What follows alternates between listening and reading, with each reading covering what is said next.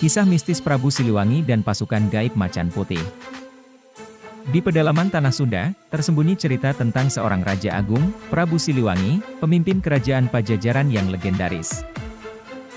Dengan kearifan dan kebijaksanaannya, Prabu Siliwangi mengukir sejarah, menorehkan tinta emas dalam lembaran peradaban Tanah Sunda.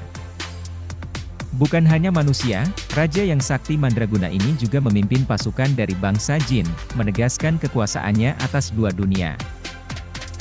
Di antara semua pasukan gaibnya, legenda pasukan Macan Putih, atau Maung Bodas, paling dikenang, membayangi hutan dan cerita rakyat. Pasukan Maung Bodas ini, bukan sekadar legenda, melainkan simbol kekuatan, perlindungan, dan misteri yang melekat pada Prabu Siliwangi.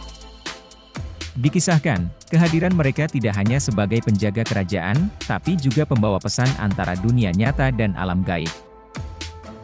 Hingga hari ini,